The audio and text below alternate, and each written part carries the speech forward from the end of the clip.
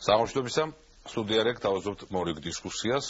დღეს ვსაუბრობთ ასოცირების ხელშეკრულებაზე, რომელიც საქართველოს ევროკავშირთან გააფორმა და უпроსორად პარაფირება მოახდინა და ყველა არის მოლოდინში, როდის როგორ ფორმით მოხდება ხელმოწერა. უკვე არის ეს მოლოდინის რეჟიმი ჩართული. ნახოთ დღეს ჩვენს გადაცემის სტუმრებთან ერთად ვისაუბრებთ, როგორც წარიმართება ეს პროცესი. და რისი მოლოდინი უნდა გქონდეს ჩვენ საზოგადოებას თავად ხელმოწერის პროცესიდან და ამ ასოცირების ხელშეკრულების ამოქმედებიდან. იმედი მაქვს, რომ იქნება ძალიან საინტერესო დისკუსია ჩვენ სტუმრებთან. ლაშა დუღუში, გაზეთ რეზონანსის რედაქტორი, ფანო ჩხიკვაძე, ღია საზოგადოება საქართველოს ფონდის პროგრამის కోორდინატორი, გიორგი აბაშიშვილი, ილია სახელმწიფო უნივერსიტეტის ასოცირებული პროფესორი და გიორგი ლორთქიფანიძე მწერალი. მადლობა რომ დათანხმდით და ჩვენს გადაცემაში ამ დისკუსიაში მოცილეობთ. ძალიან ბევრი ისმის, როგორც მომხრეის მოწინააღმდეგე მხარებისა, ამ ასოცირების ხელშეკრულებასთან დაკავშირებით, არის ეს პანჯარა ევროპაში, თუ არის ეს დამღუპველი პროცესი, რომელსაც საქართველოს მიყავს ევროკავშირისკენ, ამერტიანის სივრცისკენ. ალბათ არის იმის მოლოდინიც, რომ ეს თემა კიდევ უფრო გამძაფრდება ამ 1 წლის განმავლობაში.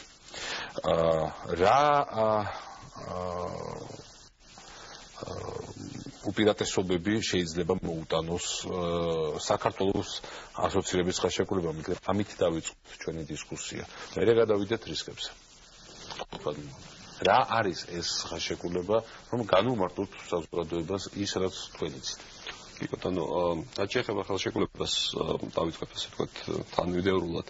ეს არის ხელშეკრულება, რომელიც რეალურად დაარეგულირებს საქართველოსა და ევროკავშირის შორის ურთიერთობებს მომავალი 10 წლის მანძილზე, მაგრამ როგორც თქვენ სწორად აღნიშნეთ, ვილნიუსში მოხდა დოკუმენტის პარაფირება, რაც ნიშნავს იმას, ეს იყო სიმბოლური ნაბიჯი, რაც ნიშნავს იმას, რომ ორივე მხარე შეთანხმდა იმაზე, რომ ტექსტი არის საბოლოოდ დასრულებული. ეხლა შემდგომი ეტაპი არის ხელმოწერა, რომელიც დაგეგმილი არის მომავალი წლის სექტემბრისთვის. ხოლო ამის შემდეგ გადაწყვეტილია. ხოლო ამის შემდეგ მან უნდა გაიაროს რატიფიცირების პროცედურა, რაც ნიშნავს იმას, რომ საქართველოს პარლამენტმა, ევროპის პარლამენტმა და ევროკავშირის 28-ვე წევრი ქვეყნის პარლამენტმა უნდა უყაროს კენჭი და უნდა საბოლოოდ ასე ვთქვათ, თანხმობის შემთხვევაში შედის ძალად. ამას პატარა დრო არ ჭირდება, მაგალითად თუ პარალელს გავავთ პარტნიორობის და თანამშრომლობის ხელშეკრულება, რომელიც არსებობს საქართველოსა და ევროკავშირის შორის დღეს ძალაში, მას ხელი მოეწერა 96 წელს და ძალაში შევიდა 99 წელს, ანუ 3 წლიანი რატიფიცირების პროცესი, 3 წელი დაიდო რატიფიცირების პროცესმა. მაშინ ევროკავშირში იყო 15 ქვეყანა, დღეს გახლავთ 28 ქვეყანა, ანუ ეს სრულად ძალაში ის არ შედის, სანამ ყველა ქვეყანა არ მოაწევს, უпроსორად არ მოახდენს ყველა ქვეყნის საკანონმდებლო ორგანო მის რატიფიცირებას. შეეხება ძალაში შესვლის ნაწილს, ეს არის ვაჭრობის წილი, რომელიც ძალაში შედის პირობითად, მას შემდეგ მას ხელი მოეწერება სექტემბერში მომავალი წლის. შესაბამისად ეს უკავშირდება, რა თქმა უნდა, იმას, რომ ნელ-ნელა ასოცირების ხელშეკრულების ძალაში შესვლის შემდეგ ის 4 თავისუფლების პრინციპი ნაწილობრივ იწყებს საქართველოზე გავრცელებას. ნიშნავს თავისუფალ გადაადგილებას ხალხის, მომსახურების, კაპიტალის, საქონლის. შესაბამისად ეს არის პროცესი, რომელიც ნელ-ნელა გვაახლოვებს ევროკავშირთან და შორეულ პერსპექტივაში გარკვეულწილად საქართველოს შეიძლება დაემსგავსოს ის ქვეყნებს, როგორიც არის მაგალითად ევროპის ეკონომიკური გაერთიანება, ანუ ფორმალურად ასე ვთქვათ რაღაცა, რომელიც არის მაგალითად ნორვეგია და ასე შემდეგ. ანუ რეალურად ჩარჩოს მიხედვით თუ იმჩელებთ 10 წლის შემდეგ რა შეიძლება მოიწონოს. ანუ ქვეყნები, რომელიც არ არიან ჯერ ევროკავშირის წევრები, რომელიც სარგებლობენ თითქმის ყველაფრით, მაგრამ უბრალოდ მათ გადაწყვეტილების მიღების პროცესში ისინი არ იღებენ მონაწილეობას, მაგრამ ძალიან ნიშნავს იმას, რომ საქართველოს არ ექნება სამომავლოდ შესაძლებლობა იმისა, რომ მიმართოს მაგალითად ევროკავშირის შორეულ პერსპექტივაში გაწევრიანების მოთხოვნით. ანუ შესაბამისად ეს არის პროცესი, რომელიც გარკვეულწილად რეფორმას მოახდენს ქვეყნის. ეს არის გარდამავალი პერიოდი, რომ დადგეს იმ რელსებზე რომელიც მიდის ევროპისკენ და საბოლოო ჯამში უკვე საქართველოს გადაწყვიტოს. არის ალბათობა რომ ამ 10 წლის განმავლობაში საქართველოს თუ გამოიჩინა ინიციატივა რომ მიმართოს წევრობაზე. კი ბატონო, ეს უკავშირდება ისევ და ისევ ამ ყვადაღებულ 59 მუხს, რომელზედაც ძალიან ხშირად იყო საუბარი გასული კვირის მანძილზე ვილნიუსის სამიტის წინ. 59 მუხლი ამბობს ასეთ რამეს, რომ ნებისმიერ ქვეყანას, რომელიც აკმაყოფილებს კრიტერიუმებს, შეუძლია მიმართოს ევროკავშირის გაწევრიანების მოთხოვნით. საქართველოს 1999 წელს გახდა ევროპის საბჭოს წევრი. ევროპის საბჭოს წევრობის კრიტერიუმი გახლავთ ის ქვეყანა უნდა იყოს ევროპის, უნდა იყოს აღიარებული როგორც ევროპული სახელმწიფო. შესაბამისად, ნებისმიერ შემთხვევაში საქართველოს ნებისმიერ დროს საქართველოს თუ ეკნება ამის სურვილი შეუძლია შეიტანოს განაცხადი ევროკავშირში გაწევრიანება. დიდი მადლობა ბატონო, თქვენ როგორ აფასებთ აი ამ ასოცირების ხელშეკრულებას, ეს რა ტიპის დოკუმენტია, რამდენად მნიშვნელოვანია ის დღეს საქართველოსთვის? მოგესალმებით, მე ვფიქრობ, რომ ეს არის ძალიან მნიშვნელოვანი დოკუმენტი, იმ თავისუფლებების გარდა 4 ასე ვთქვათ, ვეშაპზე საუბრობდა ბატონი ივანე. კიდე არის პოლიტიკური ნაწილიც ხელშეკრულებაში, რომელიც ასევე გარკვეულ სტანდარტებს აწესებს ქვეყნისთვის, პოლიტიკურ სტანდარტებს, აკაპარაკი არის ადამიანის უფლებებზე, მედიაზე, სიტყვის თავისუფლებაზე, პოლიტიკურ თავისუფლებაზე, ასე შემდეგ. ანუ ჩვენ ამ დოკუმენტით ძალიან უახლოვდებით დასავლეთს, ცივილიზაციას, დაწყებული განათლების თანამედროვე სისტემებიდან დასრულებული ბავშვთა უფლებებით და ეკოლოგიით და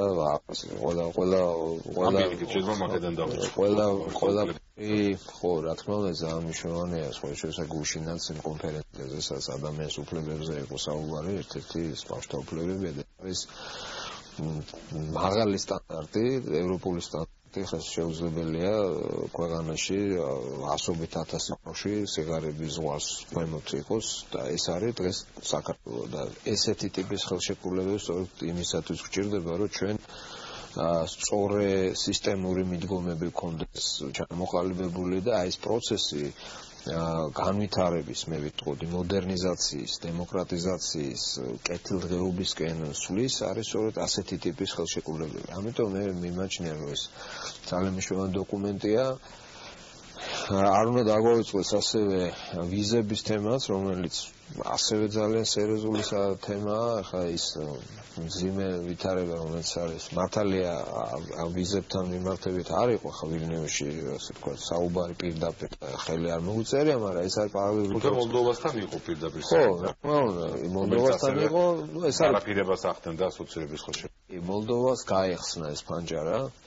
ჩვენ მუშაობთ აგვახსნეს ფანჯარა, შესაძლოა ალბათ 2 წელიწად დავჭირა, ალბათ მომავალში 15 წელს რიგის სამიტი, ისეთივე როგორც ვილნიუსში იყო ეხლახანს და იმედია, რომ რიგის სამიტისთვის ვასწრებთ ამ ასე ვთქვათ, ნაბიჯების გადადგმას და ჩვენ ისე ვუყურებ იმედიანად და 2 წლის თავზე მოვახერხოთ და ჩვენ ასე ვთქვათ, ლიბერალიზაცია ქვია, ამას არ ნიშნავს, რომ ვიზების გარეშე შეძლოთ გადაადგილებას, საუბარია 6 თვის მანძილზე 3 თვე შეგიძლიათ ვიზის გარეშე იყოთ ევროპის ქვეყნებში,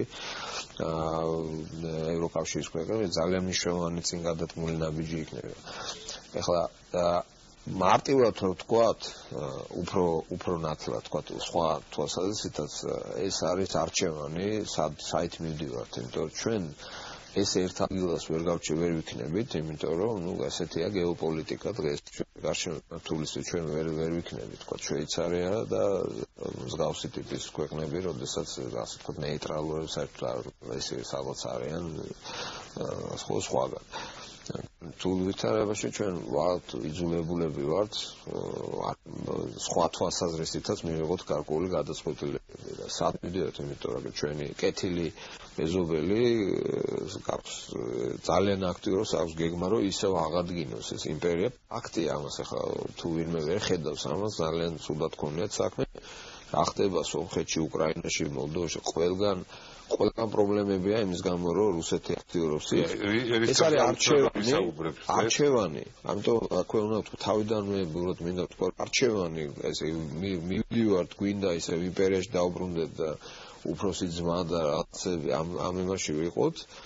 თუ გვინდა ცივილიზაცია სადაც არის იმ მიმართულებით. ამიტომ ეს ხელმოწერა, ეს პარაფირება სწორედ არის ნაბიჯი იქითკენ.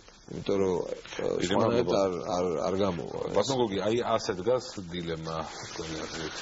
ესეთ დილემა პოლიტიკურ ასპექტებს მინდა უფრო მეტად თავიდან შევესწრები. მე შევეხოთ აი რას ველით აი ამ ასოცირების ხარ. რა საქამდე ნათქვამი იყო, ყველაფერთან შეიძლება დათანხმება, თუ არ გინდა გამართი.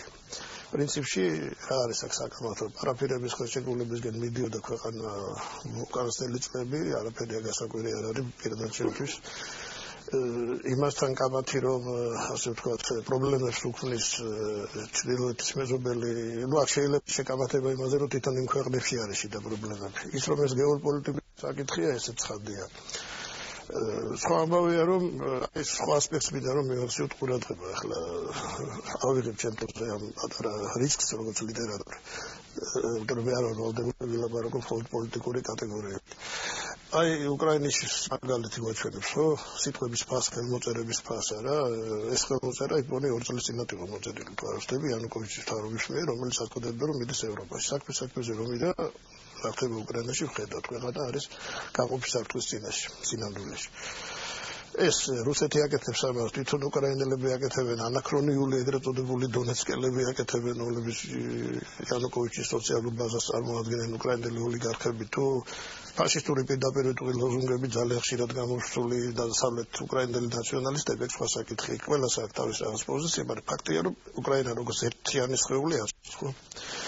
საქართველოს შემთხვევას მე მგონი ახლა აქ როგორ არის ჩვენ დე ფაქტო ისე გაყოფილება ძალიან სამწუხაროდ ამიტომ პირველი კითხვა რომელიც იბადება და მოლდოვის იბადება ეს კითხვა სხვათა შორის საქმეზე რომ მივა შედის ევროპის ერთიანი ქვეყანა როგორც დაყოფილი ქვეყანა როგორც ლოკომოტივი სხვა თქვა თავისი ოლქების კი არა მე ვიცი ესეთი პოზიცია თვითონ რუსეთში რომ აი უკრაინის შესვლა გვინდა რუსული ლიბერალების პოზიცია რომ უკრაინა გახდეს ლოკომოტივი რუსეთის აღმოსავლეთი ოლქებისთვის რომლებიც მერე შევლენ ევროპაში, ევროკავშირში. თუ რუსეთიც არის ევროსაბჭოს წევრი, როგორც საქართველო და მოლდოვა. საქმე იმაში, რომ ამ გეოპოლიტიკის გარეშე საკითხები ვერ წყდება. ანუ შიდა მე ჩვენ ვილაპარაკეთ სიტყვა ელიტა მე არ უწესო ლაპარაკია პოსტსაბჭოთა ასე ვთქვათ პოლიტიკური კლასი ჯობია ხმა რომ სადაა სიტყვა თორე ელიტა უფრო თვითმარქვიული რაღაცა გამოდის ძალიან ხშირ შემთხვევაში არის საფუძველი ჩვენ არ ვაქვს ის რომ ვიფიქროთ რომ აი საუკეთესო ადამიანები მარდნენ პოსტსაბჭოთა ქვეყნის ბოლო 20 წლის განმავლობაში რომ სიტყვა ელიტა ძალიან არ მიყვარს პოლიტიკური კლასი შიგნით არ არის ერთიანობა ამ საკითხის მიმართ საქართველოში მეტად არის სხვათა შორის აი რასაც ეძახიან ბირთვულ საქართველოს საფრანგეთის ლიტვასიც ეს თქვენ ხო? აქ პრაქტიკულად კონსენსუსია ამ საკითხთან დაკავშირებით, იმიტომ რომ ავით არის ესეთი ნუ რა ხიფათი შეიძლება ელოდეს საქართველოს აი გეოპოლიტიკური პრობლემების გარდა ევროკავშირიდან. გაიყენება საზღვარი იქნება ვიზები ვინ არის წინააღმდეგაც. თუ ვაჭრობაში და ეკონომიკაში ამას დადებითი რაღაც იქნება ესეც შესანიშნავია. მე თუ კაცი მკითხავს, ერთადერთი რაც უნდა ეშინოდეს ევროკავშირში შესვლა. გუესმის რომ აი მაინც ჯობს სავაჭრო არის საბაჟო კავშირი რომელიც იცით რა ჩემთვის ის საბაჟო კავშირი თუთ ქაღალდზე არ არის ეს არის გაწედილი აი პოლიტიკური კლასის ნამგვესმის ხო გვესმის იმიტომ რომ აქ გარდაყოლები ვიტყვი ამაზე აი წინა მაზრე მინდა დავამთავრო ვის უნდა ეშინოდეს ევროკავშირის პირველ რიგში მე მგონია ეს პარადოქსია მაგრამ აი ყველაზე უფრო იმათ ვინც ხმაურობს დღეს კიევში საქართველოს დელეგაციის სახელით იქ არის ხო ბატონი მინდა უგრხელძის იმას უსმენდი ინტერვიუს ამას იმ კავკასიაზე ხო მე-13 მუხლი ევროკონვენციაში სადაც ლაპარაკი არის იმაზე რომ ასე ვთქვათ სერიოზულ დანაშაულს ადამიანი ვერ დაემალება და მე საერთოდ მიკვირს რატო ის ადამიანები რომლებიც ყველაზე ხმაურლა გაყვირიან ჩვენ და ევროპაში და რომლებიც გარეული არიან ჩვენი ყოფილი ხელისუფლების კარგ საქმეებში, რომ ესე ვთქვათ, მიმად დავუდგებათ ეს საკითხი. პირველ რიგში იმათ, რომ ქართული ხალხი რა რეფერენდუმზე მე არ ვარ დარწმუნებული 75% იყო ციფრებში არ არის საქმე, შეიძლება გამეორდეს რეფერენდუმი და კიდევ დავადასტუროთ ასე ვთქვათ ევროპის გეგმზე, მაგრამ ეს ხალხისთვის იქნება კარგი და არა იმ პოლიტიკური კლასისთვის, რომელიც მართავდა საქართველოს ბოლო 10 წლის განმავლობაში. უჩნდება და ამ რისკებს ვერ ხედავენ ისინი, ვინც ყველაზე ხმამაღლა ყვირის ევროპაში გვინდა, თორემ მე აფერისას ირავნებია. განა პრობლემები რომელიც ევროკავშირში არ მიუღია. არის აქ მეორე მომენტი ეს უკრაინის და საქართველოს ეს ხომ არის სინამდვილე იმდენად ეკონომიკური როგორც უნდა იყოს ვითარება შექსაბთ არ არის ალაპარაკი. ეს უბრალოდ ცივილიზაციულ კულტუროლოგიური არჩევანი, ეს არის არჩევანი ეგრეთ წოდებულ წარსულსა და ეგრეთ წოდებულ მომავალს შორის, ეს არის არჩევანი ჩარეცხილ ინტელიგენციასა და ჩაურეცხავ ინტელექტუალებს, აქ არის 1000 რაღაცა. რაც ემოციურად ვლინდება მე მაიდანში რეფერენდუმზე ჩელაპარაკი. დიდი მადლობა ახლა რეკლამა ჩვენს გადაცემაში და რეკლამის შემდგომ განვაგრძოთ საუბარი ევროინტეგრაციის საკითხებზე.